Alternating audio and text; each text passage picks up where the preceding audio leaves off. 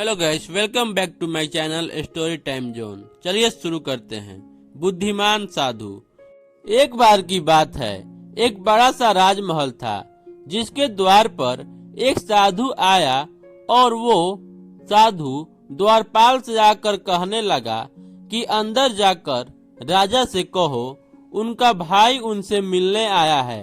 द्वारपाल सोचने लगा कि ये साधु के भेष में राजा के कौन मिलने आया है जो अपने आप को राजा का भाई बता रहा है।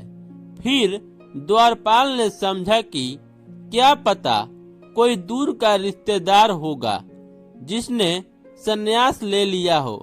द्वारपाल ने अंदर जाकर यह सूचना राजा को दी, जिसके बाद राजा मुस्कुराने लगे और उन्होंने कहा कि साधु को अंदर भेज दो। साधु ने राजा से पूछा कि कैसे हो भाया। राजा ने जवाब दिया, मैं ठीक हूँ, तुम बताओ तुम कैसे हो। साधु ने राजा को कहा कि मैं जिस महल में रहता हूँ वो बहुत ही ज्यादा पुराना हो गया है, कभी भी टूटकर गिर सकता है। यहाँ तक कि मेरे 32 नौकर थे, वे भी एक एक करके चले गए। ये सब सुनकर राजा ने साधु को 10 सोने के सिक्के देने का आदेश दिया, पर साधु ने कहा 10 सोने के सिक्के तो कम हैं। यह सुनकर राजा ने कहा कि अभी तो इतना ही है, तुम इससे ही काम चलाओ। इसके बाद साधु वहां से चला गया।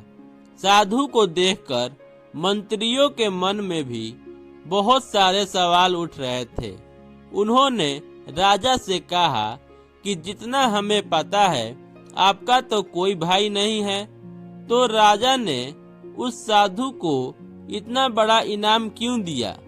राजा ने जवाब देते हुए कहा, देखो भाग्य के 2 पहलू होते हैं, एक राजा और रंक। इस नाते उसने मुझे भैया बोला।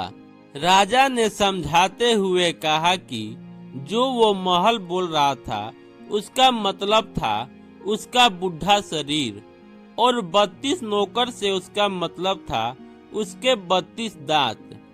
समंदर के बहाने उसने मुझे उलझाना दिया कि राजमहल में उसके पैर रखते ही मेरे राजकोष सूख गया, क्योंकि मैं मात्र उसे 10 सोने के सिक्के दे रहा था, जबकि मेरी औकात उसे सोने से तौल देने की है।